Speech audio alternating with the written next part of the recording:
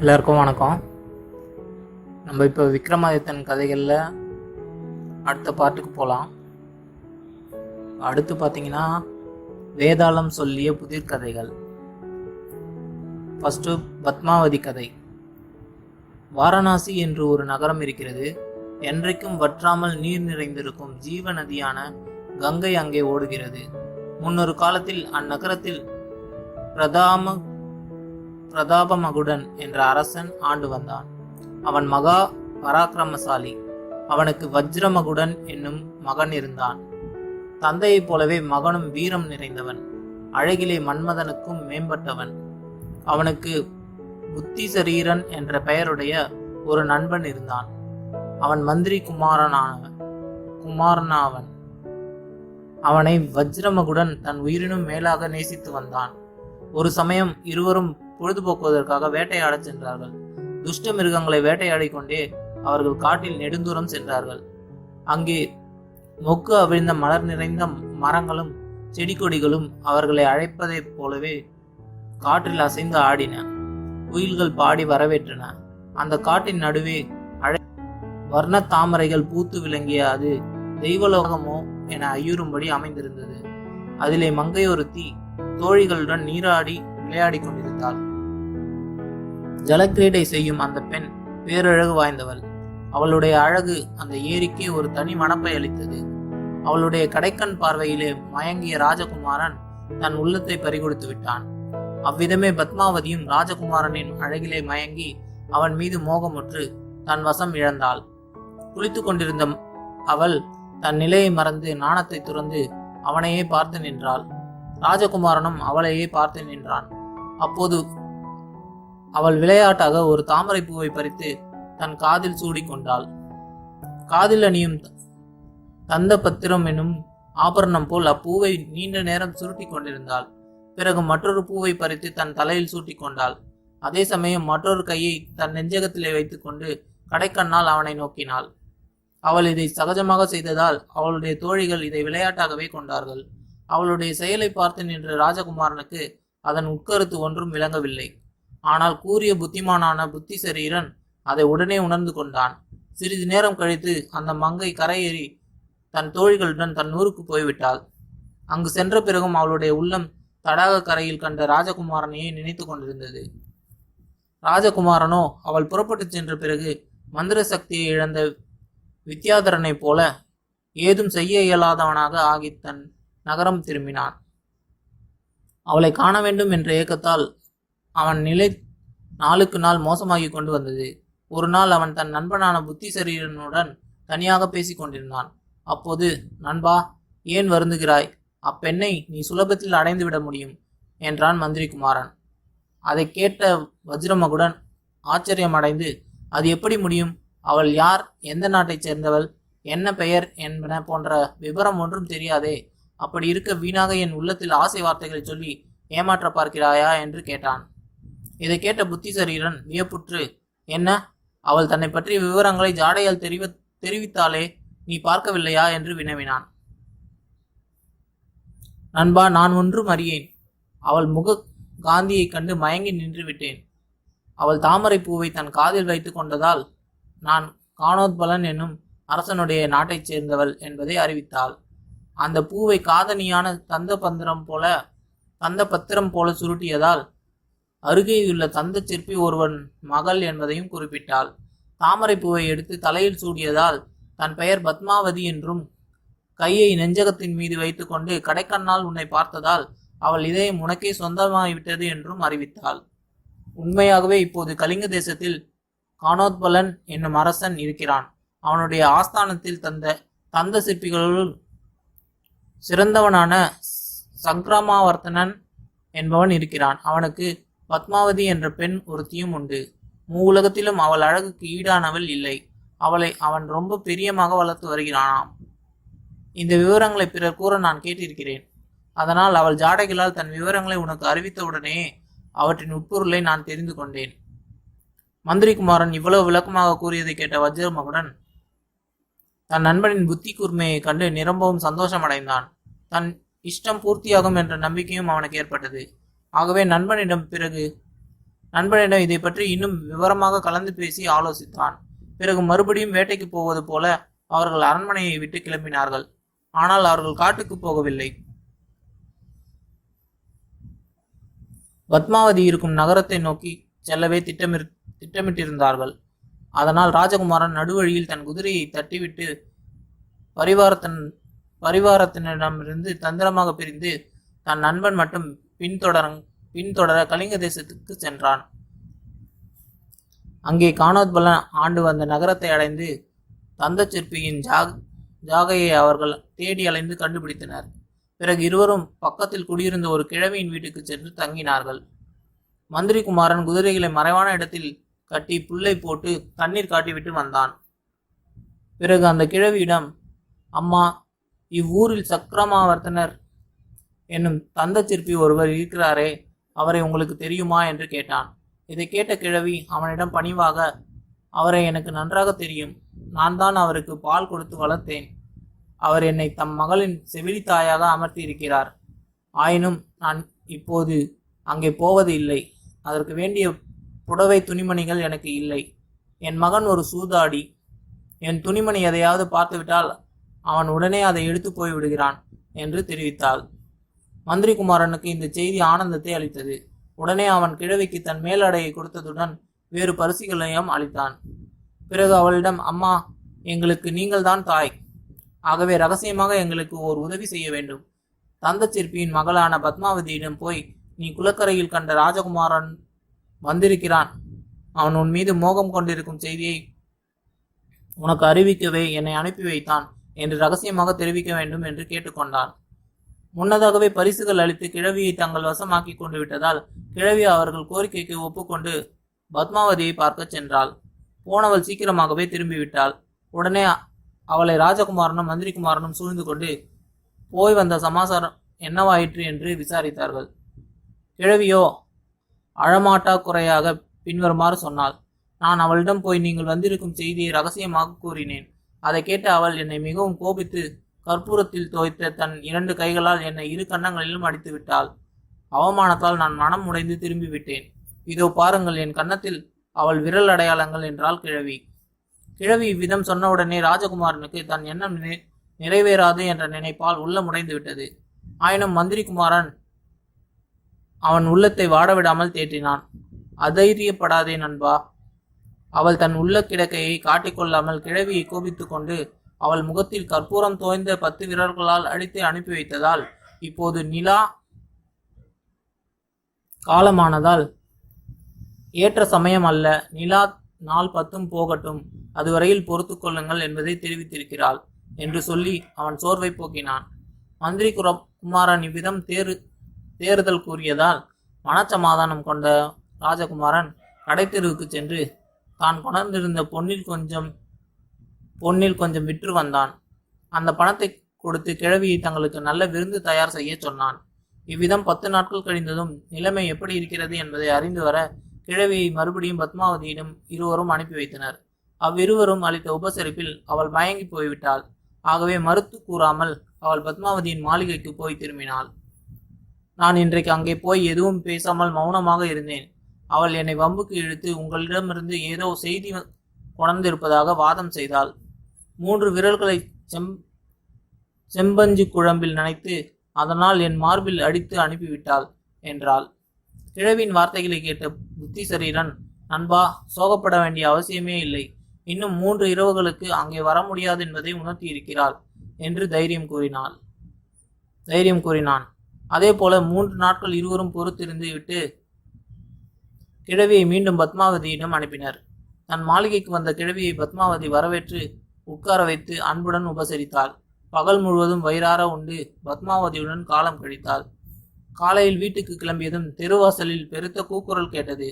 மதம் பிடித்த யானை ஒன்று அதன் கட்டுத்தறியிலிருந்து சங்கிலியை அறுத்து கொண்டு கிளம்பிவிட்டது. தெருவிலே அங்கும் இங்கும் ஓடி மக்களை காலால் மிதித்து கொண்டு வருகிறது என்று மக்கள் கூக்குரல் எழுப்பினர். உடனே பத்மாவதி கிழவியிடம், நீ ராஜவீதி வழியாக போகக்கூடாது. மத யானையினால் உனக்கு ஆபத்து நேரிடக்கூடும். என்னுடன் வா, வேறு வழியாக அனுப்பி வைக்கிறேன்.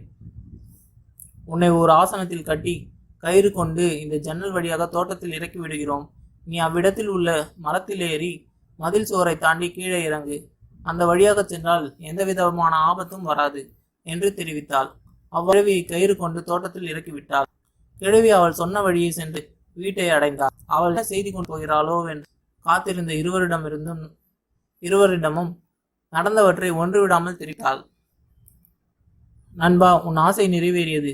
நீ எந்த வழியாக சென்று அவளை அடைய வேண்டும் என்பதையும் தந்திரமாக நமக்கு உணர்த்திவிட்டாள். ஆகவே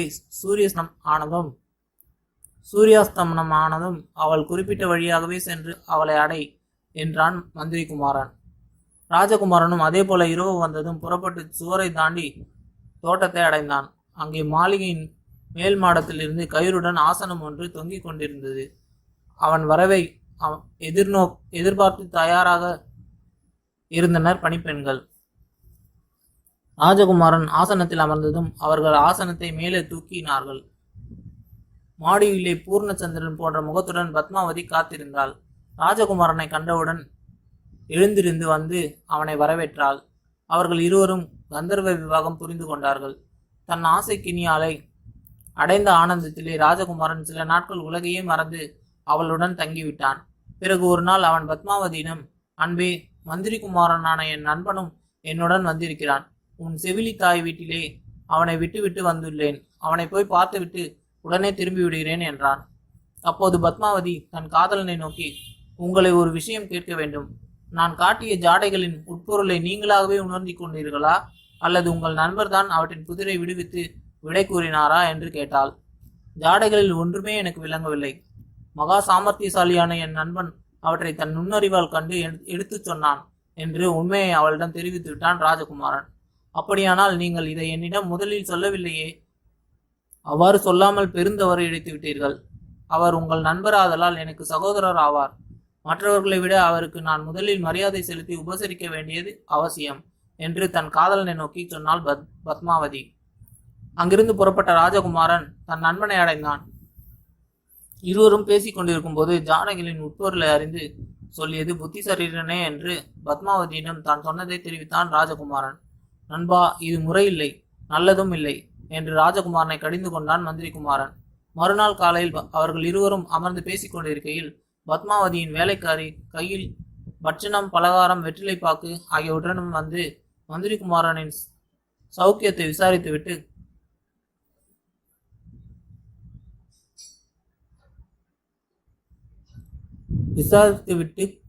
கொடுத்தாள். ராஜகுமாரன் அவற்றை சாப்பிடக்கூடாது என்பதற்காக தங்கள் வரவை எதிர்நோக்கிய எஜமானி ஆகாரம் ஒன்றும் சாப்பிடாமல் காத்திருக்கிறாள். இன்றைய பொழுதை தங்களுடன் விருந்துண்டு இன்பமாக கழிக்கச் சொன்னாள் என்று அந்தரங்கத்தாதி சொல்லிவிட்டு யாரும் காணாமல் புறப்பட்டு போய்விட்டாள். உடனே மந்திரி குமாரன் தன் நண்பனை நோக்கி, ராஜகுமாரா, இது ஒரு வேடிக்கை, நீயே பார் என்று சொல்லிக்கொண்டே பலகாரத்தில் ஒரு சிறிது எடுத்து பக்கத்தில் இருந்த ஒரு நாய்க்கு போட்டான். அதை தின்றதும் நாய் அவ்விடத்திலேயே விழுந்து தன் உயிரை விட்டது. இதை கண்ட ராஜகுமாரன் திகைத்து விட்டான். இது எதனால், என்ன விஷயம் என்று அவன் பிரமிப்புடன் கேட்டான். உண்மை என்ன என்றால், என் மதிநுட்பத்தை அவள் உணர்ந்து விட்டாள். ஆகவே ரகசியம் வெளிப்படாமல் இருக்க அவள் என்னை கொன்றுவிட வேண்டும் என்று இந்த விஷம் கலந்த பலகாரத்தை அனுப்பியிருக்கிறாள். என்னை எதற்காக அவள் கொல்ல விரும்பினாள் என்பதையும் கேள். அவளுக்கு உன் மீது பூரண ஆசை. நான் உயிருடன் இருக்கும் வரை என்னுடைய தோழமை கொண்ட நீ அவளிடம் பூரண ஆசை கொண்டு அன்புடன் இருக்க மாட்டாய் என்று அவள் கருதுகிறாள். மேலும் என் வார்த்தையை கேட்டு அவளை துறந்து ஊர் திரும்பி விடுவாயோ என்று பயம். இதுதான் காரணம். அவள் மீது கோபித்துக் கொள்ள வேண்டியதில்லை. அதற்கு பதிலாக அவளை இங்கிருந்து நாம் அழைத்து கொண்டு போய்விட வேண்டும். தன் உற்றார் உறவினர்களை துறந்து அவள் வெளியேற நான் உனக்கு ஒரு உபாயத்தை சொல்கிறேன் என்றான் புத்திசரீரன். நண்பா, உனக்கு புத்திசரீரன் என்று பெயரிட்டது மிகவும் பொருந்தும். அறிவின் ஆதாரமே நீ என்று புகழ்ந்தான் வஜ்ரமகுடன். இந்த சமயம் வெளியில், ஐயோ, ராஜாவின் ஆண் குழந்தை இறந்து போயிற்றே என்ற குரல் கேட்டது. அதை கேட்ட மந்திரி குமாரன் மிக்க மகிழ்ச்சி அடைந்தான். உடனே அவன் தன் நண்பனை பார்த்து பின்வருமாறு சொன்னான். நண்பா, இன்றிரவு நீ திரும்ப பத்மாவதியின் மாளிகைக்கு செல்.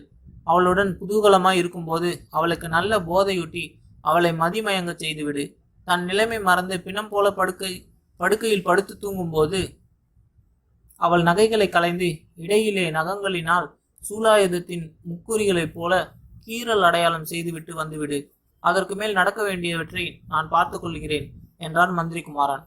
அந்த விதமாக வஜ்ரமகுடனும் தன் காதலியான பத்மாவதிக்கு போதையூட்டி அவள் மயங்கி கிடக்கையில் கூரிய முனைகளை உடைய நகங்களினால் சூலாயுதத்தை முக்குறிகளை போல் அடையாளம் செய்துவிட்டு நகைகளுடன் வந்து சேர்ந்தான்.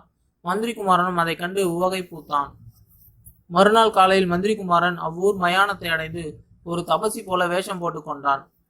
ராஜகுமாரனை சீடனாக வேடம் தரிக்க சொல்லி பத்மாவதி நகைகளில் முத்து மாலையை எடுத்து கொடுத்தான். நண்பா, இந்த கடைத்தெருவுக்கு சென்று விலை கூறு, பலரும் காணும்படியாக அதை கையில் பிடித்து செல். ஆயினும் யாரும் வாங்க முடியாதபடி அதிகமாக விலை கூறு. காவலாளிகள் யாராவது உன்னை பிடித்து விசாரித்தால் பணிவாகவே இதை விற்கச் சொல்லி என் குருநாதர் என்னிடம் கொடுத்தார் என்று சொல். வேறு ஒன்றையும் கூறாதே என்று சொல்லி அனுப்பினான். வஜ்ரமகுடன் அவ்விதமே மாலையை கையில் ஏந்தி கடைத்தெருவுக்கு சென்று அதை விலை கூறினான். அதை கண்ட காவலாளிகள் அவனை ஒரு திருடன் என்றே நினைத்து பிடித்து கொண்டார்கள். முதல் நாள் இரவு தந்த சிற்பி வீட்டிலே நகைகள் திருட்டு போய்விட்ட விஷயம் அவர்களுக்கு தெரியும். ராஜகுமாரனை அவர்கள் நகர கொத்தவாளிடம் அழைத்து சென்றனர். தபசி வேடத்தில் இருந்த அவனை பார்த்த கொத்தவாள், பெரியோய், இந்நகரத்து தந்த சிற்பியின் மகளுக்கு சொந்தமான இம்மாலை உங்களுக்கு எப்படி கிடைத்தது என்று கேட்டான். ராஜகுமாரன் தன் நண்பன் தெரிவித்தபடி என் குருநாதர் இதை கொடுத்து விற்று வரும்படி கூறினார். மற்ற விவரங்களை அவரை கேட்டால்தான் தெரியும் என்றான். கொத்தவாள் மயானத்துக்கு வந்து அங்கே தபசி வேடத்தில் இருந்த மந்திரி குமாரனை அணுகி முத்துமாலை கிடைத்த விவரத்தை கேட்டான். மந்திரி குமாரன் மிக்க சாமர்த்தியமாக கொத்தவாளை தனியே அழைத்து சென்று பின்வருமாறு தெரிவித்தான். நான் ஒரு தபசி, எந்த இடத்திலும் நிரந்தரமாக வசிப்பவன் அல்ல. தற்செயலாக நேற்று இவ்விடம் வந்தேன். இரவு நேரம் இம்மயானத்தில் தங்கி இருக்கையில் நடுநிசியில் மோகினிகளின் கூட்டம் ஒன்று இங்கே வந்தது. அவர்களுள் ஒருத்தி ராஜகுமாரனின் உடலை தாங்கி வந்தாள். அவள் அந்த உடலை கிழித்து இதய கமலத்தை வெளிப்படுத்தி பைரவனுக்கு நிவேதித்தாள். அவள் மோகன வித்தையில் வல்லவள். நன்றாக மதுபானம் செய்து போதை ஏறி தன் வசமிழந்து இருந்தாள். ஒரு புறம் தனியே அமர்ந்திருந்த என்னிடம் நெருங்கி முகத்தை கோணி என் ஜபமாலையை பிடுங்க முயன்றாள். அவள் என்னிடம் வந்து அத்துமீறி வம்பு பண்ணியதால் எனக்கு கோபம் ஏற்பட்டது.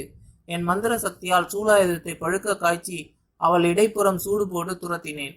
அப்போது அவள் கழுத்தில் இருந்த இம்முத்து மாலையை பிடுங்கி கொண்டேன். தபசிக்கு முத்து மாலை எதற்கு? ஆகவேதான் அதை விற்றுவா என்று அனுப்பினேன். இதை கேட்ட கொத்தவாள் அரசரிடம் சென்று தான் அறிந்த விஷயத்தை தெரிவித்தான். செய்தியை கேட்ட மன்னனும் துறவி சொல்லியபடி பத்மாவதியின் இடையில் சூலாயுதத்தின் அடையாளம் இருக்கிறதா என்று பார்க்க நம்பிக்கையான கிழவி ஒருத்தியை அனுப்பினான். அவள் திரும்பி வந்து அடையாளம் தெளிவாக தெரிகிறது என்று தெரிவித்தாள். உடனே அந்த அரசன் பத்மாவதி ஒரு மோகினி பிசாசு என்றும் அவளே தன் குழந்தையை கொன்றவள் என்றும் தீர்மானித்து முடிவு கட்டிவிட்டான். அதனால் அவனே நேரில் சென்று தபசி வேடம் பூண்டிருக்கும் மந்திரி குமாரனை பார்த்து பத்மாவதிக்கு என்ன தண்டனை விதிக்கலாம் என்று கேட்டான். அவன் ஆலோசனைப்படியே அரசன் பத்மாவதியை ஊரை விட்டு துரத்திவிட வேண்டும் என்று தீர்ப்பு கூறினான். அவளுடைய பெற்றோர்கள் எவ்வளவோ தடுத்தும் அழுதும் அரசன் கேட்கவில்லை. ராஜசேவகர்கள் பத்மாவதியை காட்டுக்கு இழுத்து சென்று ஆடை ஆபரணங்களை உருவிக்கொண்டு நடுக்காட்டில் விட்டுவிட்டு திரும்பினர். இவ்விதம் ஆடை ஆபரணங்கள் இல்லாமல் நடுக்காட்டில் துரத்தி அடிக்கப்பட்ட பத்மாவதி தன் ஊர் மாய்த்து கொள்ளவில்லை. இவ்வளவும் மந்திரி குமாரன் செய்த சூதே என்று அவள் நம்பினாள். அதே போல அன்று மாலை ராஜகுமாரனும் மந்திரி குமாரனும் தங்கள் வேடத்தை கலைந்து குதிரை ஏறி அவள் இருந்த இடத்திற்கு வந்தனர். அங்கே தன் தலைவிதியை நினைத்து நொந்து அழுது கொண்டு உட்கார்ந்திருந்த பத்மாவதியை அவர்கள் தேற்றி அவளையும் தங்களுடன் அழைத்து கொண்டு ஊர் திரும்பினர். அங்கே அவள் ராஜகுமாரனுடன் சந்தோஷமாக காலம் கழித்தாள். ஆயினும் தந்த சிற்பியோ தன் மகளை காட்டு மிருகங்கள் கொன்று தின்றுவிட்டன என்று நினைத்து மனம் உடைந்து சிறிது காலத்தில் இறந்து போனான். கணவன் இறந்த துக்கத்தால் அவன் மனைவியும் கணவனை பின்தொடர்ந்தாள். இவ்விதம் கதையை கூறி முடித்த வேதாளம் மன்னனை பார்த்து, இந்த கதையில் எனக்கு ஒரு சந்தேகம், அதை தீர்த்து வைக்க வேண்டும். தந்த சிற்பியும் அவன் மனைவியும் இறந்த தோஷம் ராஜகுமாரன், மந்திரி குமாரன், பத்மாவதி இம்மூவரில் யாரை சாரும்? அறிவாளிகளுக்குள் சிறந்தவனான நீ எனக்கு இதை எடுத்து கூற வேண்டும். அரசே, தெரிந்து கொண்டும் உண்மையை நீ எனக்கு எடுத்துரைக்காவிட்டால் உன் தலை 100 சுக்களாக உடைந்து போய்விடும் என்றது. வேதாளம் இவ்விதம் கேட்டதும் அரசனுக்கு உண்மை விளங்கிவிட்டது. ஆகவே அவன் சிறிதும் பயப்படாமல், மந்திர வித்தையில் வல்ல வேதாளமே, இதில் என்ன சிக்கல் இருக்கிறது? நீ குறிப்பிட்ட மூவரையும் அந்த பாபம் சாராது. அந்த பழி முழுதும் கானோத்பல அரசனையே சாரும் என்றான். எப்படி? என்ன அரசன் என்ன செய்தான்? அந்த மூவரால் தானே அந்த கந்த சிற்பியின் உயிர் மாய்ந்தது. அன்னங்கள் அரிசியை சாப்பிட்டால் அந்த குற்றம் காகத்தை சாருமா என்று கேட்டது வேதாளம். உண்மையில் மூவர் மீதும் பழி இல்லை. மந்திரி குமாரன் தன் எஜமான நன்மையை உத்தேசித்தே நடந்து கொண்டான். ராஜகுமாரனும் பத்மாவதியும் காமன் கணையால் தாக்குண்டு அதனால் பாதிக்கப்பட்டவர்களாய் தாங்கள் செய்வதென்ன என்பதை அறியாமல் நடந்து கொண்டார்கள். தங்கள் எண்ணம் ஈடேற வேண்டும் என்ற ஒரே நோக்கத்துடன் அவர்கள் நடந்து கொண்டனர். ஆனால் கானோத்பல அரசனோ ராஜ தர்மத்தை சரியாக உணராமல், வழக்கை தீர விசாரித்து உண்மை அறியாமல், அரசனுக்குரிய அறிவு இல்லாமல் தவறாக முடிவு கட்டி தீர்ப்பு கூறியதாலேயே அவ்விருவரும் உயிரிழக்க நேர்ந்தது. அந்த பழி அவனையே சாரும் என்று விளக்கி கூறினான் விக்ரமாதித்த மன்னன். வேதாளம் மன்னன் பொறுமையை சோதிக்க எண்ணி உடனே கட்டவிழ்த்து கொண்டு கிளம்பி பழையபடி முருங்கை மரத்தில் சென்று ஏறிக்கொண்டது. மன்னனும் விடாமுயற்சியுடன் வேதாளத்தை மறுபடியும் பிடித்து கொண்டு வர முருங்கை மரத்தை அடைந்தான். இந்த கதை தமிழ் பாடத்தில் சில மாறுதல்களுடன் காணப்படுகிறது. பத்மாவதி தாமரை பூ ஒன்றை கொய்து கண்ணில் ஒற்றி ஜாடை காட்டியதன் மூலம் அவளுடைய ஊர் கண்ணாபுரம் எனவும், தாமரை பூவை பல்லினால் கடித்து காட்டியதன் மூலம் அவள் பெயர் பத்மாவதி எனவும், பூவை காலில் போட்டு காண்பித்ததன் மூலம் அவள் தந்தை பெயர் காளிங்கராயன் எனவும், பூவை நெஞ்சோடு வைத்து அணைத்து காட்டியதன் மூலம் தன்னருகில் வந்தால் அணைப்பை காணலாம் எனவும், பூவை சிரசின் மீது வைத்து காட்டியதன் மூலம் தலைப்போகிற் காரியம் ஜாக்கிரதை என்ற எச்சரிப்பு எனவும் மந்திரி குமாரன் யூகித்து சொன்னதின் பிரகாரம் அவனும் ராஜகுமாரனும் கண்ணாபுரத்துக்கு செல்கிறார்கள். பிறகு கதையின் முடிவில் பத்மாவதியின் பெற்றோர்கள் மரித்த பாவம் யாரை சேரும் என்று வேதாளம் கேட்ட கேள்விக்கு வரும் பொருளை தீர ஆலோசியாமல் கூறிய மந்திரிக்கே அந்த பாவம் என்று விக்ரமாதித்தன் பதில் சொன்னதாகவும் தமிழ் பாடத்தில் காணப்படுகிறது. பதுமைகள் சொல்லும் விக்ரமாதித்தனின் ஆதி சரித்திரத்தில் வேதாளம் முதலில் கூறியதாக சொல்லப்படும் கதை தமிழ் பாடத்திலும் வடமொழி மூலத்திலும் காணப்படவில்லை. அதற்கு மாறாக உள்ள கதை பின்வருமாறு. இரண்டாவது கதை நீதிவேந்தன் கதை. இமாலயத்தின் தென் சாரலில் விந்தியசதி என்றொரு நகரம் உண்டு. அங்கே சீவிசாரன் என்னும் அரசன் ஆண்டு வந்தான். அவனுக்கு ஜெயகோணன் என்னும் மகன் இருந்தான். ஒரு சமயம் அரசகுமாரன் காட்டுக்கு வேட்டையாடச் சென்றான். அங்கே ஒரு யானையை கண்டு அதை தொடர்ந்து சென்றான். அவ்விதம் சென்றவன் பெருங்காடு ஒன்றினுள் நுழைந்து விட்டான். அங்கிருந்து திரும்பி வரும்போது காட்டின் நடுவிலே ஒரு நதி செல்வதை கண்டான். அதன் கரையில் அறநெறியாளன் ஒருவன் நீராடி தன் நித்திய கர்மானுஷ்டாடனங்களை செய்து கொண்டிருந்தான். அரசகுமாரன் அவனிடம் சென்று, ஐயா, என்னுடைய குதிரையை சிறிது நேரம் பிடித்து கொள்ளுங்கள், அதற்குள் நான் நதியில் இறங்கி தாகசாந்தி செய்து கொள்கிறேன் என்றான். அதை கேட்ட அறநெறியாளன், நான் உன் வேலைக்காரன் என்று நினைத்து கொண்டாயா? உன் குதிரையை பிடித்து கொண்டிருப்பதுதான் என் வேலையா என்று கோபமாக கேட்டான். அவன் வார்த்தைகள் அரசகுமாரனின் சினத்தை அதிகரிக்க செய்துவிட்டன. தன் கையில் வைத்திருந்த சாட்டையினால் அவன் அந்த அந்தணனை அடித்தான். வலி பொறுக்க மாட்டாத அந்தணனோ அரசரின் சமூகத்துக்கு ஓடி வந்து கதறி அழுதான். அரசனும் அவனை சமாதானப்படுத்தி விஷயத்தை அறிந்தான்.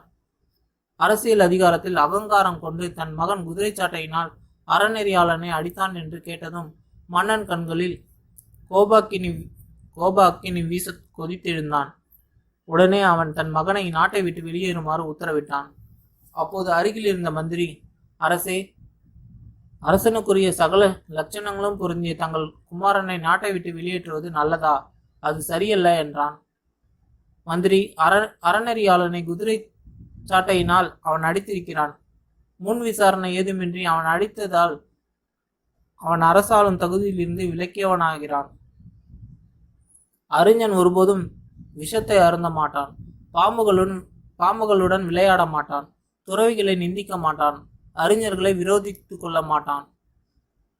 மந்திரி, நீ புராணங்கள் சொல்வதை கேட்டதில்லையா? முன் காலத்தில் அறநெறியாளனின் சாபத்தினால்தான் சிவபெருமான் லிங்கமாக உருவெடுத்தார். ஒருவன் உயர்ந்த நிலையை அடைந்த போதிலும் ஒருபோதும் பூஜிக்க தகுந்த அறிஞர்களை நிந்திக்க மாட்டான். ஆகவே ஒருவன் எப்போதும் அறிஞர்களுக்கு மரியாதை கொடுக்க வேண்டும். இன்னும் அறநெறியாளர்களை ஒருபோதும் மரியாதை குறைவாக நடத்தக்கூடாது. ஏனெனில் அவர்கள் மூவுலகங்களின் சக்திகளை ஒருங்கே கொண்டவர்கள். அவர்கள் தானம், கௌரவம், புகழ் ஆகியவற்றால் பூசிக்க தகுந்தவர்கள். எல்லா பொருள்களையும் அழிக்கக்கூடிய நெருப்பையும், குடிக்க முடியாத சமுத்திரத்தையும், நீந்த முடியாத களங்கத்தை உடைய சந்திரனையும் படைத்த அறநெறியாளர்களின் கோபத்தால் யார்தான் அழிய மாட்டார்கள்? அவர்களுடைய மூதாதையர்களும் தேவர்களும் எந்த பெரியோர் கரத்தினால் தங்கள் ஆகாரத்தை ஏற்றுக்கொள்கின்றனரோ அவர்களை விட பெரியவர் யார்? துறவரத்தை தங்கள் கடமையாக கொண்டுள்ள அவர்களை யார்தான் வணங்க மாட்டார்கள்? துறவரத்தை மேற்கொண்டவனும் தேவர்களாலும் மனிதர்களாலும் கௌரவிக்கப்பட்டவனுமான பரதன் ஆண்ட தேசத்தில் உள்ள பெரியோர்களை யார்தான் ஆசிரியிக்க மாட்டார்கள்? சமுத்திரத்தை கையில் ஏந்தி குடித்தவரும் விந்திய மலையின் வளர்ச்சியை கட்டுப்படுத்தியவருமான அகஸ்தியரை போன்ற பெரியோர்களை விட எதை பெரிதாக சொல்ல முடியும்? ஆண்டவனை பூஜிக்க விரும்புபவன் கேவலம் அறநெறியாளர்களை தங்களால் முடிந்த வரையில் திருப்தி செய்தாலே போதும். துவாரகையில் கிருஷ்ண பகவான் சொல்லுகிறார், எவனொருவன் அறிஞர்களை பூஜிக்காமல் அடித்து சபித்து நிந்தையாக பேசுகிறானோ அவன் என்னை சேர்ந்தவன் அல்ல. அவனை ஜுவலிக்கும் நெருப்பிலே போட வேண்டியதுதான். மேலும் என்னை பூஜிக்க விரும்புபவர்கள் எப்போதும் அறநெறியாளர்களை கௌரவிக்க வேண்டும். அப்போதுதான் நான் திருப்தி அடைந்தவனாவேன். ஆகவே மந்திரி, ஒரு பாவமும் மற்ற அறநெறியாளனை அடித்த குற்றத்திற்காக அவன் கையை வெட்டிவிடுங்கள் என்றான் நீதிமன்னன். அப்போது அந்த அறநெறியாளன் ஓடி வந்து, ராஜேந்திரா, உன் குமாரனின் அறியாமையினால் இத்தவறு நடந்துவிட்டது. இனிமேல் அரசகுமாரன் அவ்விதம் நடந்து கொள்ள மாட்டான். நான் இப்போது திருப்தி அடைந்து விட்டேன். எனக்காக அவனை மன்னித்து விடும் என்று வேண்டினான். அதை கேட்ட பார்த்திபனும் தன் உத்தரவை மாற்றிக்கொண்டான். இவ்விதம் கதையை முடித்த வேதாளம் விக்ரமாதித்தனை நோக்கி, சொல்லுமையா ராஜனே, இவர்கள் இருவரில் சிறந்தவர் யார் என்று கேட்டது. அரசனே சிறந்தவன். தன் மகன் என்றும் பாராமல் தவறு செய்தான் என்பதற்காக அவன் தண்டனை கொடுத்தான் அல்லவா என்று விக்ரமாதித்தன் சொல்லவே, வேதாளம் கட்டவிழ்த்து கொண்டு அவன் தோலை விட்டு மறைந்து முருங்க மரத்திற்கு போய்விட்டது. 2 மந்திரவாதி கதை. விக்ரமாதித்த மகாராஜன் மறுபடியும் வேதாளத்தை முருங்க மரத்தில் இருந்து பிடித்து கட்டிக்கொண்டு வரும்பொழுது அது பின்வருமாறு கதை சொல்ல ஆரம்பித்தது. யமுனா நதி கரையிலே பிரம்மஸ்தலம் என்று ஒரு பிரதேசம் இருக்கிறது. அங்கே அக்னிசுவாமி என்ற பிராமணன் ஒருவன் இருந்தான். அவன் வேதங்கள் முழுமையும் அறிந்தவன். அவனுக்கு மந்திரவதி என்னும் அழகிய பெண் ஒருத்தி இருந்தாள். அவளை சிருஷ்டித்த பிரம்மனுக்கு அவனை சிருஷ்டித்த தேவமாதரின் அழகு கூட அவள் அழகுக்கு ஈடாக தோன்றவில்லை. அவள் யுக்த வயதை அடைந்த சமயம் கன்யாகுப்சத்திலிருந்து அதே போல எல்லா அம்சங்களிலும் நிறைந்த 3 பிராமண இளைஞர்கள் வந்து சேர்ந்தார்கள். அவர்களில் ஒவ்வொருவனும் அந்த பெண்ணை தனக்கே மனம் செய்து கொடுக்க வேண்டும் என்று அவள் தகப்பனை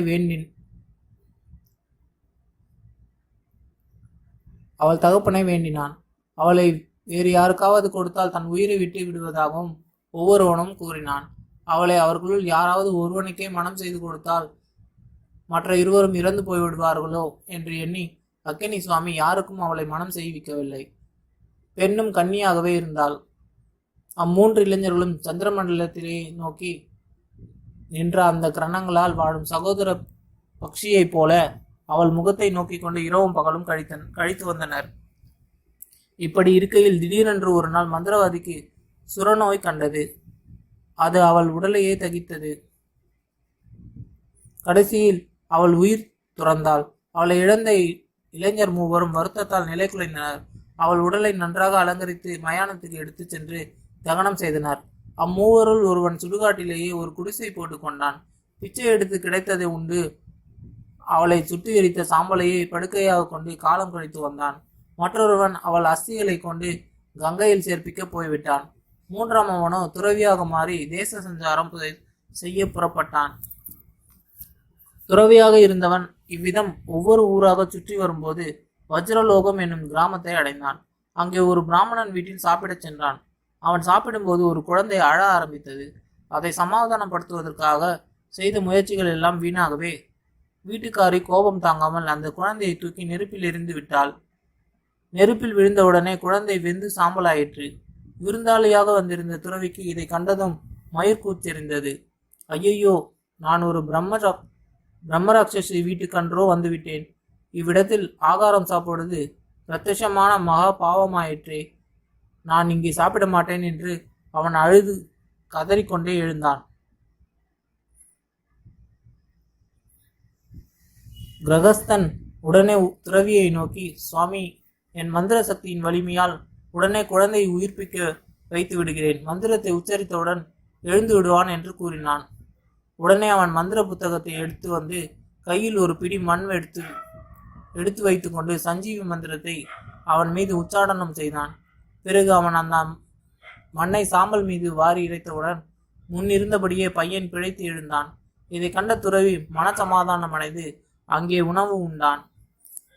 கிரகஸ்தனும் அந்த புத்தகத்தை பரன் மீது வைத்து விட்டான். துறவி அங்கேயே சாப்பிட்டு விட்டு தங்கினான். நள்ளிரவில் பிராமன் அயர்ந்து தூங்கும்போது மெதுவாக பூனை போல எழுந்து சென்று புத்தகத்தை எடுத்துக்கொண்டு வெளியாக கிளம்பினான் துறவி. அதை கொண்டு தன் காதலியை உயிர்ப்பித்து விட வேண்டும் என்ற ஆசை அவன் உள்ளத்தில் பதிந்திருந்தது. வெளியே வந்த துறவி இரவு பகலாக நடந்து தன் காதலியை சுட்டு எரிந்த மயானத்தை அடைந்தான். அங்கே சாம்பல் மீது குடிசையை கட்டி காலம் கழித்து வந்தவனை கண்டான். கங்கைக்கு சென்றிருந்தவனும் அச்சமயம் அங்கு அஸ்திகளை கொண்டு வந்திருந்தான். நண்பா, இந்த குடிசையை பிரித்து விடு. அஸ்திகளை சாம்பலில் போட்டுவிட்டு என் மந்திர வலிமையால் சாம்பலில் இருந்து மந்தாரவதி என்கிற பெண்ணை பிழைப்பித்து விடலாம் என்று சொல்லி குடிசையை பிரிக்க செய்து பிடிமண்ணை எடுத்து சாம்பல் மீது வாரி இறைத்தான். மந்தாரவதியும் உடனே பிழைத்து எழுந்தாள். அவள் உடல் புடம் போட்ட தங்கம் போல ஜொலித்தது. இவ்விதம் பிழைத்தெழுந்த அவள் அழகை கண்ட மூவருக்கும் அவள் மீது தாங்க முடியாத மையல் ஏற்பட்டது. யார் அவளை மனம் செய்து கொள்வது என்பதை பற்றி அவர்களுக்குள் பெரும் விவாதம் ஏற்பட்டது. ஒவ்வொருவனும் அவள் தன்னால் தான் பிழைத்தெழுந்தாள் என்று வாதாடினார்கள். என் மந்திர வலிமையாலே தான் அவள் உயிர் பெற்றாள் என்றான் ஒருவன். புண்ணிய தீர்த்தங்களின் மகிமையாலே தானே அவள் உயிர் பெற்றெழுந்தாள் என்றான் அஸ்திகளை கொண்டு வந்தவன். ஆகவே எனக்குத்தான் மனைவியாவாள் என்று அவன் வாதித்தான். நான் தான் அவள் சாம்பலை காத்து வந்து அவளை பிழைக்கச் செய்தேன். ஆகவே எனக்கே உரியவள் என்றான் மூன்றாம் அவன். இதை கூறிவிட்டு வேதாளம், கதை கேட்ட மகாராஜனே, இப்போது அவர்களுடைய விவாதத்தின் தீர்ப்பு என்ன? அவள் யாருக்கு மனைவி? ராஜனே, நீ தெரிந்து கொண்டு சொல்லாவிட்டால் உன் தலை அநேக சுக்களாக சிதறிவிடும் என்றது. உடனே விக்ரமாதித்தன் பின்வருமாறு சொன்னான். எத்தனையோ கஷ்டங்களை அனுபவித்திருந்தாலும் மந்திர வலிமையால் அவளை பிழைக்கச் செய்தவன் அவள் புருஷனாக மாட்டான். அவளுடைய தந்தையே ஆவான். எலும்புகளை சுமந்து கங்கைக்கு சென்றவன் மகன் ஆவான். அவள் மீது கொண்டுள்ள ஆசையால் அவள் சாம்பலை விட்டு பிரியாமல் மயானத்திலேயே தங்கி தபசு செய்து அதனை தழுவி கிடந்தவனே அவள் புருஷனாவான். இவ்விதம் விக்ரமாதித்தன் தன் மௌனத்தை கலைத்து கூறியவுடனே வேதாளம் அவன் தோலை விட்டு கிளம்பி மறைந்து பழையபடி தன் இடத்திற்கே சென்றது. விக்ரமாதித்தனும் தபசிக்கு கொடுத்த வாக்கை நிறைவேற்றுவதற்காக அதை தேடி கிளம்பினான். மன உறுதி கொண்டவர்கள் தாங்கள் எடுத்த காரியத்தை உயிர் திறக்க நேரிட்டாலும் நடுவில் கைவிடாமல் செய்து முடித்தே தீர்வார்கள் அன்றோ. தமிழ் பாடத்தில் மந்திரவாதியின் பெயர் சின்னியால் எனவும் அவளுடைய தந்தையின் பெயர் சடகோபியன் எனவும் காணப்படுகின்றன.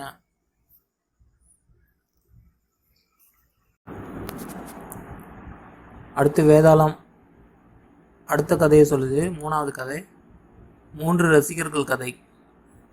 மறுபடியும் விக்ரமாதித்தன் தன் முருங்கை மரத்தை அடைந்து வேதாளத்தை கட்டிப்பிடித்து தன் தோள் மீது சுமந்து வரும்போது பின்வரும் கதையை வேதாளம் சொல்ல ஆரம்பித்தது. அங்க தேசத்திலே அந்தணர்களின் குடியிருப்பான விஷகடம் என்னும் ஒரு பகுதி இருந்தது. அங்கே ஒரு சமயம் விஷ்ணு சுவாமி என்று ஒருவன் இருந்தான். அவனுக்கு நற்குல மங்கை ஒருத்தி மனைவியாக இருந்தாள். அவர்களுக்கு 3 ஆண் குழந்தைகள் பிறந்தனர். பிறக்கும் போதே அம்மூவரும் அபாரமான ரசிகத்தன்மையை அடைந்திருந்தனர். ஒரு நாள் பிதா ஒரு யாகம் செய்ய விரும்பினான். அதற்காக கடலில் இருந்து ஒரு ஆமையை பிடித்து வர 3 குமாரர்களையும் அவன் அனுப்பி வைத்தான். அவர்கள் அவ்விதமே சென்று ஒரு ஆமையை கண்டுபிடித்தார்கள். உடனே மூத்தவன் தன் தம்பியர் இருவரையும் பார்த்து, இந்த ஆமையின் உடலெல்லாம் ஒரே வழுவழுப்பாக இருக்கிறது. என்னால் அதை தொட முடியாது. ஆகவே உங்கள் இருவரில் யாராகிலும் இதை எடுத்துக்கொள்ளுங்கள் என்றான். உடனே தம்பிகள் இருவரும், நீ அதை தொடுவதற்கு யோசித்தால் நாங்கள் மட்டும் தொடுவோமா என்று தமையனை பார்த்து கேட்டார்கள். இதை கேட்ட மூத்தவன், நீங்கள் தான் இதை எடுத்துக்கொண்டு வர வேண்டும். இல்லாவிட்டால் தந்தையார் செய்யவிருக்கும் யாகத்தை தடை செய்த பாபம் உங்களுக்கு சம்பவிக்கும். தவிர அந்த பாபம் அவரையும் பாதிக்கும் என்றான். இரண்டு தம்பிகளும் கலகலவென்று சிரித்தார்கள்.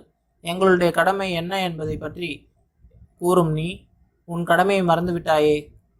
அதே கடமை உனக்கும் இல்லையா என்று தம்பிகள் கேட்டார்கள். என்ன இப்படி கேட்கிறீர்கள்? நான் எப்படிப்பட்ட ரசிகன் என்பது உங்களுக்கு தெரியாதா? சாப்பாட்டை ருசி பார்த்து சாப்பிடுவதிலே நான் சாமர்த்தியனாயிற்றே. அருவருப்பான ஒரு வஸ்துவை நான் எப்படி தொடுவேன் என்று மூத்தவன் கேட்டான்.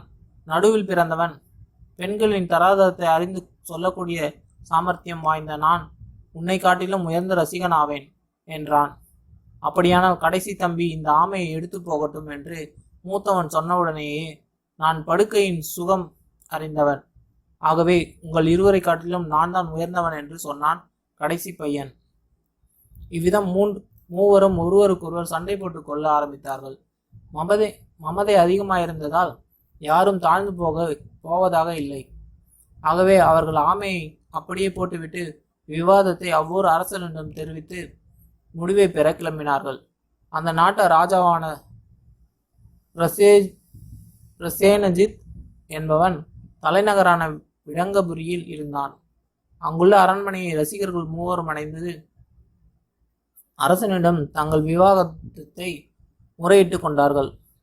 அதை கேட்ட ராஜனும், சரி, இவ்விடத்திலே தங்கியிருங்கள், ஒவ்வொருவரையும் பரிசித்து பார்க்கிறேன் என்றான். அவர்களும் சம்மதித்து அங்கேயே தங்கினார்கள். அன்றைக்கு ராஜா சாப்பிடப் போகும் சமயத்தில் அம்மூவரையும் தன்னுடன் உட்கார வைத்து உபசரித்து அறுசுவையுடன் ராஜோபஜனம் அளித்தான். மற்ற எல்லோரும் சம்பிரதாயமாக சாப்பிட்டு கொண்டிருக்கும் போது சாப்பாட்டு ரசிகன் மட்டும் எதையும் சாப்பிடாமல் அருவருப்புடன் முகத்தை சுளித்து கொண்டு உட்கார்ந்திருந்தான். சமையல் நிரம்ப ருசியாக இருந்தும் அவன் ஏன் சாப்பிடவில்லை என்று அரசனே கேட்டபோது, இந்த சாதத்தில் பிணத்தின் வாடை வீசுகிறது. ஆகவே சாப்பாடு எவ்வளவுதான் ருசியாக இருந்தாலும் என்னால் அதை சாப்பிட முடியவில்லையே என்று பதிலளித்தான். போஜன சுகம் அறிவதன் நிபுணனாவன் அவன். சாப்பிட்டு கொண்டிருந்த அத்தனை பேர் எதிரிலும் அவன் அப்படி சொன்னவுடன் அரசன் உத்தரவுப்படி அவர்கள் ஒவ்வொருவரும் சாதத்தை எடுத்து முகர்ந்து பார்த்தார்கள். பிறகு அவர்கள் அனைவரும், வெண்மையான அரிசி கொண்டு தயாரிக்கப்பட்ட இந்த உணவு நல்ல மனம் உள்ளதாகவே இருக்கிறது என்றனர். ஆனால் போஜன சுகம் அறிந்த அவனோ மூக்கை பிடித்து கொண்டு சாப்பிடவே மறுத்துவிட்டான். நீண்ட நேரம் யோசனை செய்துவிட்டு அரசன் விசாரித்த போது அன்றைக்கு சமைத்திருந்த அரிசி ஏதோ ஒரு கிராமத்தின் சுடுகாட்டு பக்கத்தில் இருந்த நிலத்தில் விளைந்தது என்ற உண்மை தெரிய வந்தது. இதை அறிந்த மன்னன் ஆச்சரியத்தால் திகைத்து விட்டான். உடனே மூத்தவனை பார்த்து, உண்மையிலேயே நீ போஜன சுகத்தை அறிந்த ரசிகன்தான். அதிலே உன்னை வெல்லக்கூடிய நிபுணர்கள் இந்த பூலோகத்தில் இல்லை. ஆகவே வேறு ஆகாரம் உட்கொள்ள வேண்டும் என்று சொல்லி உபசரித்தான். சாப்பாடு முடிந்த பிறகு அரசன் அந்த ரசிகர்களை அவர்கள் விடுதிக்கு அனுப்பிவிட்டான். அஸ்தமித்தவுடன் தன் பரிவாரத்திலே மிக்க அழகுள்ளவளாக இருந்த கணிகை ஒருத்தியை பொறுக்கி எடுத்து அதில் ஆவண்யமாக அவளை சிங்காரித்து அவளை ஸ்திரீ சுகம் அறியும் ரசிகனான இரண்டாவது சகோதரன் விடுதிக்கு அனுப்பினான். பூர்ணச்சந்திரன் போன்ற முகப்பொலியுடன் அந்த பெண் அவன் அறையிலே நுழைந்த போது அவன் தன் மூக்கை பிடித்து கொண்டு இடது கையால் ஜாடை காட்டி அவளை வெளியே அழைத்து செல்லுமாறு உடன் வந்த ராஜசேவகர்களுக்கு தெரிவித்தான். அவளை அழைத்து செல்லுங்கள், உடனே செல்லாவிட்டால் நான் இறந்து விடுவேன். அவளிடமிருந்து வெள்ளாட்டு மொச்சு நாற்றம் வீசுகிறது என்றான் ஸ்திரீ சுகம் அறிவதில் நிபுணன். அவர்கள் உடனே கணிகையை மன்னனிடம் அழைத்து சென்று நடந்ததை எடுத்து சொன்னார்கள். அரசன் தந்திரமான கேள்விகளால் அந்த கணிகையிடமிருந்தே அவளுடைய ஆதி பிறப்பு விருந்தாந்தத்தை அறிந்து, அவள் குழந்தையாக இருந்தபோது தாயும் செவிலியும் இல்லாமல் வெள்ளாட்டு பாலால் வளர்ந்தவள் என்பது தெரிய வந்தது. மன்னனுக்கு மலைப்பு இன்னும் அதிகமாயிற்று. இவனையும் விட சமர்த்தன் சப்தலோகங்களில் உண்டோ என்ற மன்னன் ஆச்சரியத்துடன் ஸ்திரீ சுகம் அறிவதில் நிபுணனை புகழ்ந்தான். பிறகு நித்திரை சுகம் அறிந்ததில் வல்லவன் என்று கூறிய மூன்றாவது சகோதரனை கூப்பிட்டு அவனுடைய ரசிகத்தன்மையையும் பரீட்சிக்க முற்பட்டான். நன்றாக அலங்கரிக்கப்பட்ட பள்ளியறையிலே அவன் விருப்பப்படியே ஒரு கட்டிலில் மிக மிருதுவான 7 மெத்தைகளை ஒன்றன் பின் ஒன்றாக போட்டு அவனை படுக்க வைத்தான் மன்னன். ஆயினும் பாதி ஜாமம் கழிவதற்குள்ளாகவே அந்த ரசிகன் எழுந்து வழி பொறுக்க முடியாமல் அலறினான். பக்கத்தில் காவல் இருந்த அரசாங்க அதிகாரிகள் அவன் விழாவிலே ஒரு மயிர் பதித்து அழுத்தியது போன்ற வளைந்த அடையாளம் ஒன்று இருக்க கண்டார்கள். உடனே அவர்கள் மகாராஜனிடம் ஓடிச் சென்று செய்தியை அறிவித்தார்கள். அரசனும் மெத்தைகளின் அடியில் ஏதாவது இருக்கிறதா என்று பரிசோதிக்க உத்தரவு அளித்தான். அவர்கள் அவ்விதமே ஒவ்வொரு மெத்தையாக எடுத்து சோதித்து வரும்போது மெத்தையொன்றில் ஒரு புஷ்பத்தோடு ஒட்டி கொண்டு ஒரு கேசம் கிடப்பதை கண்டார்கள். அதை எடுத்துக்கொண்டு அவர்கள் அந்த ரசிகனையும் அழைத்து சென்று அரசனிடம் காட்டினார்கள். அவன் உடலிலே அடையாளத்தை கண்ட அரசன் திகைத்து போனான். 7 மெத்தைகளுக்கு அடியிலேயே இருந்த கேசம் 7 மெத்தைகளையும் தாண்டி எப்படி அழுத்தி பதிந்திருக்க முடியும் என்பதை எண்ணி எண்ணி அரசன் அன்றிரவு முழுவதும் சரியாக தூங்கவில்லை. மறுநாள் காலையில் அவன் அம்மூவருக்கும் அவர்களுடைய ரசிகத்தன்மையை மெச்சி 3 லட்சம் பொன் சன்மானம் வழங்கினான். அவர்களும் ஆமையை மறந்து அரசன் சபையிலே தங்கிவிட்டார்கள். தங்கள் தகப்பனார் செய்ய வேண்டிய யாகத்தை தடை செய்த தோஷம் தங்களுக்கு கிட்டியதே என்றும் அவர்கள் கவலைப்படவில்லை. இவ்விதம் வேதாளம் கதையை சொல்லிவிட்டு விக்ரமாதித்தனை பார்த்து, ஓ ராஜனே, போஜன சுகம், ஸ்திரீ சுகம், நித்திரை சுகம் ஆகிய மூன்றிலும் முறையே சமர்த்தர்களான இம்மூவருள் எவனுடைய ரசிகத்தன்மை அதிகமானது, எவன் அசகாய நிபுணன் என்று கேட்டது. அதற்கு விக்ரமாதித்த மகாராஜன் பின்வருமாறு பதில் சொன்னான். போஜன சுகம் அறிந்தவனும் ஸ்திரீ சுகம் அறிந்தவனும் 5 புலன்களும் விழித்திருக்கும் நேரத்திலே புத்தியினால் சொன்னார்கள். சுயபுத்தி இல்லாமல் தூங்கும்போது அனுபவித்ததை சொன்ன நித்திரை சுக ரசிகனே அசகாய நிபுணன். இதை கேட்ட வேதாளம் முன்போலவே கட்டவிழ்த்து கொண்டு முருக மரத்தில் ஏறிக்கொண்டது. 4. ஞானி சூஸ்திரவான் சூர்கதை பிடித்து கொண்டு வரும்போது அது பின்வருமாறு கதையை சொல்லியது. உஜ்ஜயினி நகரத்திலே ஹரிசுவாமி என்ற அந்தன சிரேஷ்டர் ஒருவர் இருந்தார். அவர் புண்ணியசேனன் என்னும் அரசனை அண்டி பிழைத்து வந்தார். ஹரிசுவாமிக்கு ஒரு மனைவியும் அவரை போலவே உயர்ந்த குணங்களுடைய தேவசுவாமி என்ற ஒரு மகனும் இருந்தார்கள். ஈடு இணையற்ற சோமபிரையை என்ற மகள் ஒருத்தியும் அவருக்கு உண்டு. அவளுக்கு கல்யாண வயது வந்தது.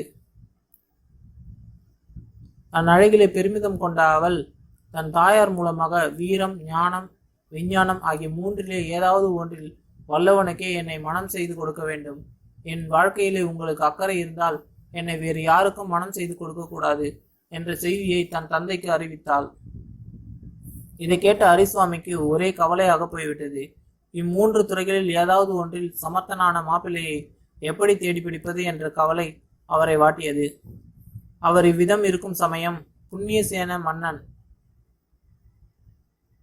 தன் நாட்டின் மீது படையெடுத்து வந்திருந்த தட்சிண தேசத்து அரசனிடம் ஹரிசுவாமியை தூதுவராக அனுப்பி வைத்தான்.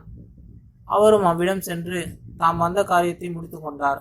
அப்போது அவர் குமாரியின் அழகை பற்றி கேள்விப்பட்டிருந்த சூஸ்திரவான் என்கிற பிராமண இளைஞன் ஒருவன் ஹரிசுவாமியை அணுகி அவர் மகளை தனக்கு மனம் செய்து கொடுக்க வேண்டும் என்று கேட்டான். உடனே அவர் அந்த இளைஞனை நோக்கி, வீரம், ஞானம், விஞ்ஞானம் ஆகிய மூன்றிலே ஏதாவது ஒன்றை பூர்ணமாக அறிந்தவனையே என் மகள் மணந்து கொள்வாள். உனக்கு என்ன தெரியும் என்று கேட்டார். சூஸ்திரவான் தனக்கு விஞ்ஞானத்திலே நல்ல பயிற்சி இருப்பதாக தெரிவித்தவுடன் ஹரிசுவாமியும் அப்படியானால் அதை எனக்கு காண்பி என்று கேட்டார். உடனே அந்த இளைஞன் சாமர்த்தியத்தால் ஆகாயத்தில் பறக்கக்கூடிய ஒரு விமானத்தை தயார் செய்தான். அந்த மாய விமானத்தில் ஹரிசுவாமியை ஏற்றிக்கொண்டு உயர கிளம்பி ஒரு கணத்திலே அவருக்கு இந்திரலோகம் முதலிய எல்லா உலகங்களையும் காட்டிவிட்டு திரும்பவும் தட்சிண தேசத்து அரசன் பாசறைக்கு கொணர்ந்து விட்டான். இதனால் திருப்தியடைந்த ஹரிசுவாமி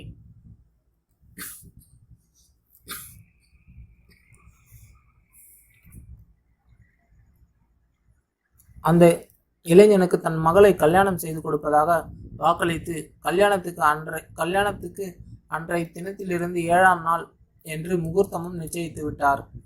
இங்கே இவ்விதம் இருக்க உஜ்ஜயினியிலே ஹரிசுவாமியின் மகனான தேவசுவாமியை சூரன் என்கிற மற்றொருவன் அணுகி அவன் சகோதரியை தனக்கு மனம் செய்து கொடுக்க வேண்டும் என்று கேட்டுக்கொண்டான்.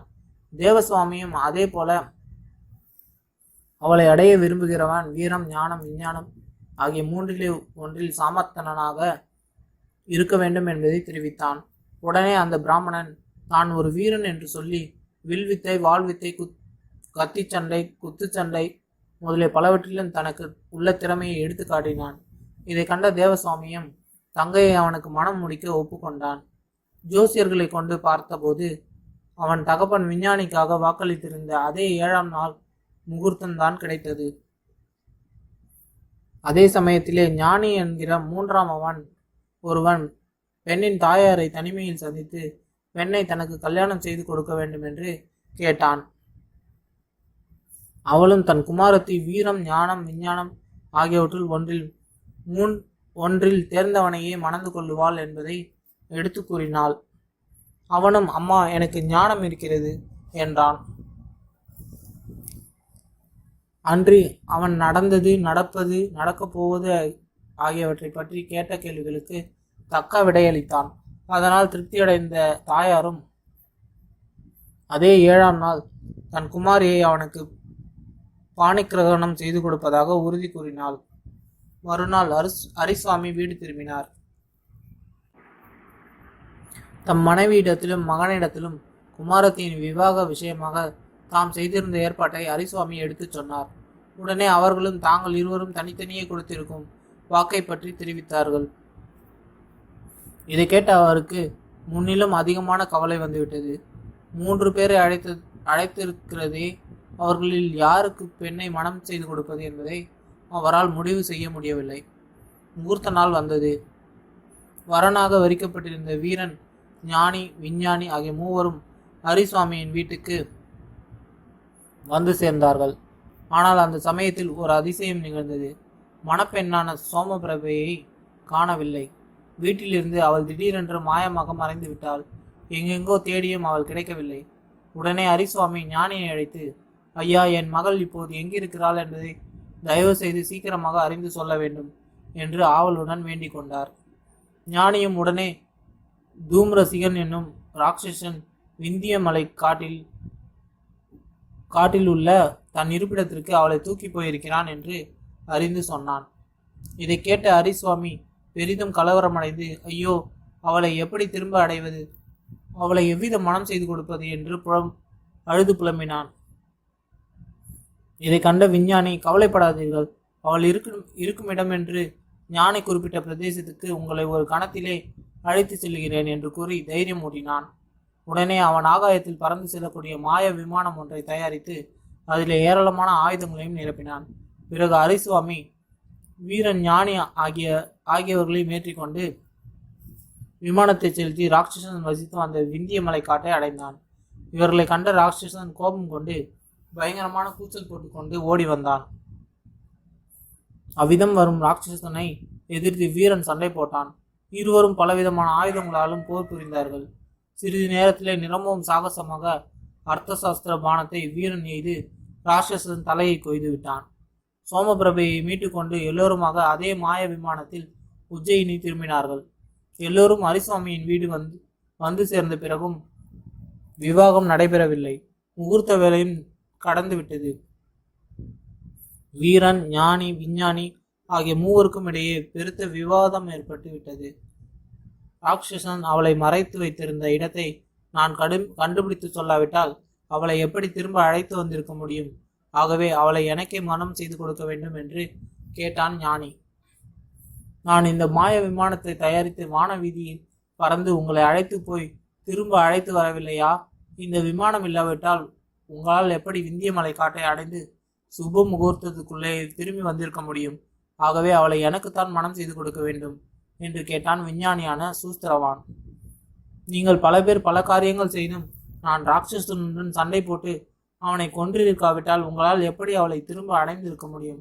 ஆகவே அவள் எனக்கே உரியவள் என்றான் வீரனான சூரன். இப்படி அவர்களுக்குள்ளே விவாதித்து கொண்டிருந்த போது ஹரிசுவாமி என்ன செய்வதென்று தெரியாமல் கலங்கி நின்று விட்டான். இவ்விதம் கதையை கூறிய வேதாளம் சொல்லுமையா ராஜனே, இப்போது நீரே சொல்லும். அந்த பெண்ணை யாருக்கு மனம் செய்து கொடுக்க வேண்டும் என்பதை தெரிந்து கொண்டு சொல்லாமல் இருந்தால் உன் தலை வெடித்துவிடும் என்றது. இதை கேட்ட விக்ரமாதித்தனும் தன் மௌனத்தை கலைத்து பதில் சொன்னான். தன் உயிரையும் பொருட்படுத்தாமல் ராட்சசனுடன் சண்டை போட்டு தோல் வலிமையால் அவளை அடைந்த வீரனுக்கே அவளை மனம் செய்வித்தல் வேண்டும். வீரத்திற்கே காதல் உரியது. ஞானியும் விஞ்ஞானியும் வீரனுக்கு உதவி புரிய வேண்டியவர்கள் என்றே கடவுளால் படைக்கப்பட்டவர்கள்.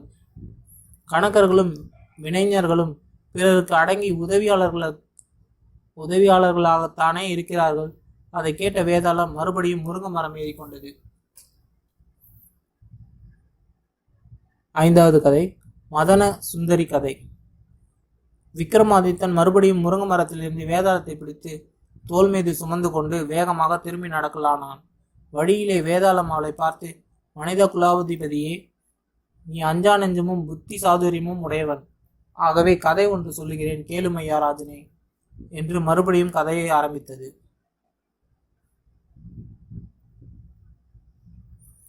சோபாவதி என்றொரு நகரம் உண்டு.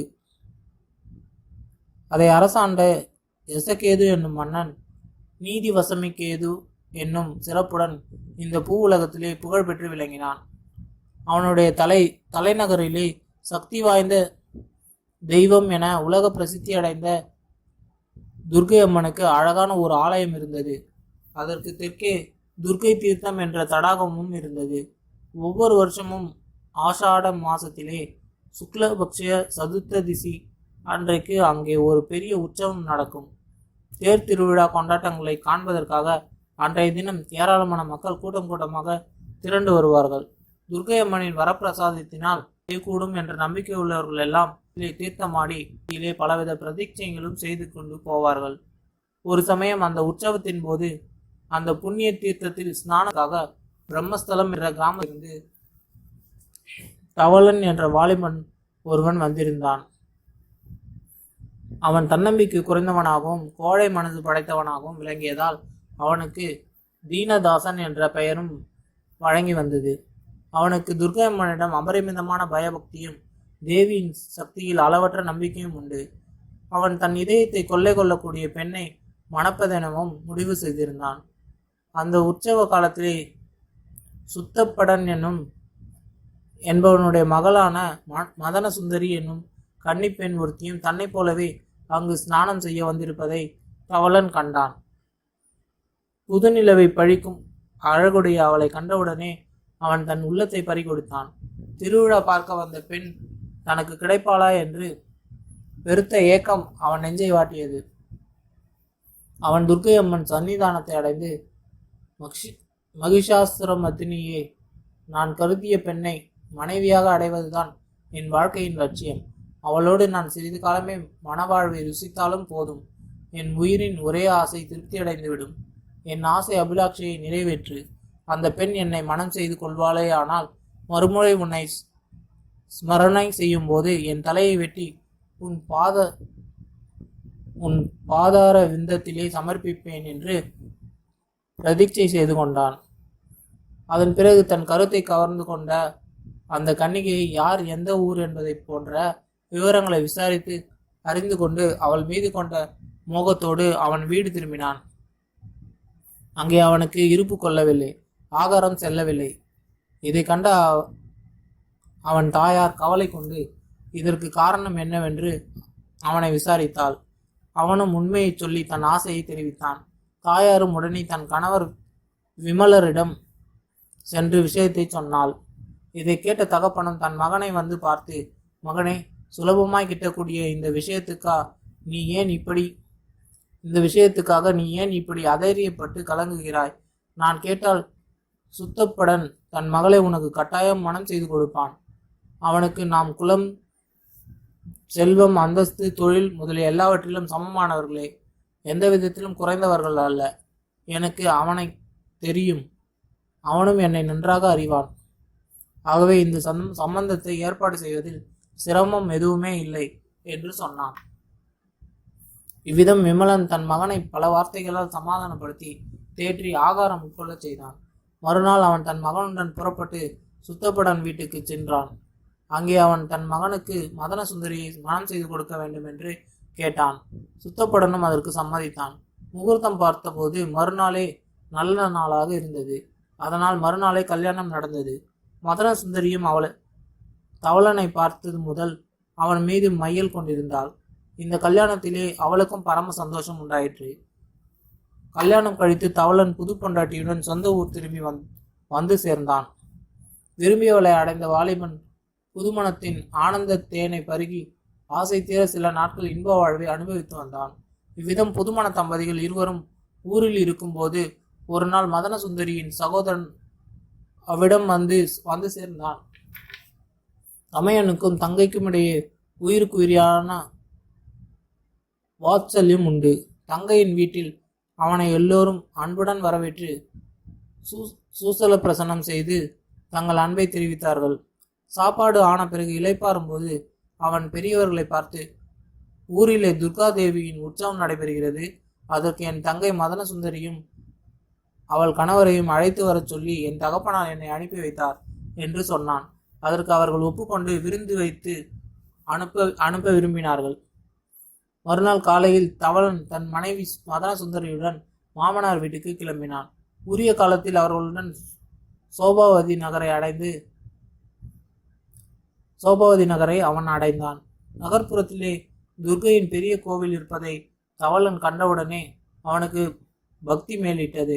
அம்மனின் சன்னிதானத்திலே அவன் முன்னொரு சமயம் செய்த பிரதீட்சை விஸ்வரூபம் எடுத்து அவனுடைய நெஞ்சை முள் போல் உறுத்தியது. அந்த சந்தர்ப்பத்திலே தன் சபதத்தை நிறைவேற்றிவிட தீர்மானித்த தவளன் தன் இளம் மனைவியையும் மைத்துனனையும் நோக்கி, நீங்கள் இங்கேயே தடாகத்தின் நிழலிலே இளைப்பாருங்கள். நான் ஆலயத்தினுள் துர்கை அம்மனை சேவித்து விட்டு வருகிறேன். மைத்துனா, நிர்மானுஷமான ஆலயத்தினுள் பயங்கர ரூபிணியை உன் தங்கை பார்த்தால் மிகவும் பயப்படுவாள். அவளுக்கு துணையாக நீ இங்கேயே இரு என்று சொல்லிவிட்டு ஆலயத்தினுள் சென்றான். மகிஷாசுரனை கீழே தள்ளி மிதித்த காலையும் தானவர்களை வென்ற 18 கரங்களையும் கொண்டு பயங்கரமாக விளங்கிய துர்காதேவியை அவன் வழிபட்டு வணங்கி பிரார்த்தித்தான். அப்போது அவன் மனதில் பழைய எண்ணம் புதிய உருவில் வைராக்கிய சித்தமாக உதித்தது. தேவியின் அருளை பெற மக்கள் எல்லோரும் பலவிதமாக உயிர் பலி கொடுக்கிறார்கள். அவ்விதம் இருக்க தேவியை திருப்தி செய்து பரகதியில் உய்வதற்காக ஏன் அவளுக்கு என்னை பலியிட்டு கொள்ளலாகாது? இவ்விதம் நினைத்தவுடனே அவன் நிர்மானுஷ்யமாய் இருந்த அந்த கர்ப்ப கிரகத்தில் இருந்த நீண்ட காலத்துக்கு முன்னதாக யாரோ காணிக்கை செலுத்திய கத்தியை வெளியே எடுத்து வந்தான். பிறகு மணியை கட்டி தொங்கவிடப்பட்டிருந்த சங்கிலியில் தன் தலைமயிரை முடித்து கட்டிவிட்டு அந்த கத்தியால் தன் கழுத்தை அறுத்து கொண்டான். துண்டித்தவுடனே தலைமயிர் கட்டு அருந்து தலை வேறு உடல் வேறாக கீழே விழுந்தன. வெளியே வெகு நேரமாக காத்திருந்த மைத்துனனோ கோவிலுக்குள் போன தன் தங்கை புருஷன் திரும்பி வராததைக் கண்டு எதனால் தாமதம் ஏற்பட்டது என்று அறிந்து வர விரும்பினான். தங்கையே, நீ இங்கேயே இரு, நான் போய் பார்த்து வருகிறேன் என்று அவன் சொல்லிவிட்டு ஆலயத்தினுள் சென்றான். உள்ளே தன் சகோதரி கணவன் தலையெடுத்து கிடப்பதைக் கண்டு கலக்கம் அடைந்தான். இதை போய் சொன்னால் தங்கை எப்படி சகிப்பாள் என்று மனம் குலைந்த அவனும் அதே கத்தியால் அதுபோல தன் கழுத்தையும் அறுத்து கொண்டு தலை வேறு உடல் வேறாக கிடந்தான். போன புருஷனும் அண்ணனும் வராததை கண்ட மதன சுந்தரி பெரிதும் கலவரம் அடைந்தாள். ஆகவே அவளும் கோவிலுக்குள் நுழைந்தாள். உள்ளே அம்மன் சன்னதியிலே தன் கணவனும் அண்ணனும் கிடந்த நிலையை பார்த்தவுடனே அவள் நிலை கலங்கி பூமியிலே விழுந்து புரண்டாள். ஐயோ, இது என்ன? என் வாழ்க்கை பாழாயிற்றே என்று மதன சுந்தரி அலறினாள். இவ்விதம் திடீரென்று கொலையுண்ட இருவரையும் நினைத்து அவள் பலவாறாகவும் பிரலாபித்தாள். பிறகு அவள் எழுந்து, இனி இவ்வாழ்வினால் என்ன பிரயோஜனம் என்று தனக்குத்தானே சொல்லிக் கொண்டாள். அம்பிகே, மக்களின் நல்வாழ்க்கை, மாங்கல்யம், சம்பத்து ஆகியவற்றை காதது ரசிக்கும் தேவி நீதான். மாதர்களுக்கு உன்னையன்றி புகலிடம் வேறு உண்டோ? உன் கணவரான சிவபெருமானை உன் உடல் பாதியிலே கொண்டிருக்கிறாய். அவ்விதம் இருந்தும் நீ என்னுடைய கணவனையும் சகோதரனையும் அபகரித்து விட்டாய். நான் சதா உன்னையே நம்பி வழிபட்டு வருகிறேன். அப்படி இருக்க நீ செய்தது நியாயமே இல்லை. இப்போது உன்னை நான் ஒரு வரம் அளிக்க வேண்டுகிறேன். எதற்கும் அருகதையற்ற இவ்வுடலை உன் சந்நிதியிலே இப்போதே தியாகம் செய்துவிடப் போகிறேன். இனி எனக்கு கிடைக்கப் போகும் மறுஜென்மத்திலே அது எதுவாக இருந்தாலும் சரி, இவ்விருவரையுமே என் கணவராகவும் சகோதரராகவும் அடையும்படி அனுகிரகிக்க வேண்டும். இவ்விதம் தேவியை மதன சுந்தரி வேண்டிக் கொண்டு மறுபடியும் மாதாவை பணிந்து எழுந்தாள். பிறகு அவள் பக்கத்தில் இருந்த கொடியை கொண்டு சுருக்கு தயார் செய்து அதை ஒரு அசோக மரத்திலே கட்டினாள். தன் கழுத்தை நீட்டி அந்த சுருக்கை போட்டுக் கொள்ளும் சமயத்தில் ஆகாசத்தில் ஒரு அசரீரி வாக்கு எழுந்தது. அவசரப்பட்டு எதையும் செய்து விடாதே குழந்தாய். நீ சிறுசானாலும் உன்னுடைய மன உறுதியை கண்டு நான் சந்தோஷம் அடைந்தேன். இந்த சுருக்கு இப்படியே இருக்கட்டும். நீ உன் கணவன் சகோதரர் ஆகியோர்களுடைய தலைகளை அவர்கள் உடல்களுடன் சேர்த்து விடு. என் அருளால் அவர்கள் மறுபடியும் உயிர் பெற்று எழுந்து விடுவார்கள். அதை கேட்ட மதன சுந்தரி மனமகிழ்ந்து அந்த சுருக்கை விட்டு கீழே குதித்து தலையறுபட்டு கிடக்கும் முண்டங்களை நோக்கி வேகமாக ஓடினாள். அவளுக்கு இருந்த பதற்றத்திலே தான் என்ன செய்கிறோம் என்பதை அறியாமல் கை தவறி அவள் தன் கணவனின் தலையை தமையனின் உடலிலும் தமையனின் தலையை கணவன் உடலிலும் மாறுபாடாக பொருத்திவிட்டாள். அசரீரியின் வாக்கு பிரகாரம் அவ்விருவரும் உடனே உயிர் பெற்றிருந்தனர். அவர்கள் ஒருவரை ஒருவர் அளவலாவி தங்களுக்கு நேரிட்ட புனர்ஜென்மத்தை கேட்டு சந்தோஷம் அடைந்தார்கள். துர்கா தேவியை வழிபட்டு மூவரும் மேற்கொண்டு தங்கள் பிரயாணத்தை தொடங்கினார்கள். நடந்து செல்லும் போது தலைகளை மாற்றி வைத்து விட்டதை மதன சுந்தரி அறிந்து கொண்டாள். அவளுக்கு கலக்கம் ஏற்பட்டது. என்ன செய்வதென்றே விளங்கவில்லை. தலையோடும் கூடிய ஒரு உருவம். இவ்விருவரில் மதன சுந்தரிக்கு கணவன் யார், தமையன் யார்? இவ்விதம் வேதாளம் கூற விக்ரமாதித்த மகாராஜன் பின்வரும் பதிலை சொன்னான். அந்த இரண்டு உருவங்களில் எவன் அவளை தன் மனைவி என்று நினைப்பில் பார்க்கிறானோ அவன்தான் அவளுடைய கணவன். உடல் உறுப்புகளில் சிரசே பிரதானமானது. மனிதரை அடையாளம் கண்டுகொள்வதும் தலையை கொண்டுதான். ஆகவே கணவன் தலையை கொண்டவனே அவளுடைய கணவன் ஆவான் என்னும் வடமொழி மூலம் ஒன்றில் காணப்படுகிறது. அந்த பதிலை கேட்ட வேதாளம் மறுபடியும் முருங்க மரத்தின் மீது ஏறிக்கொண்டது.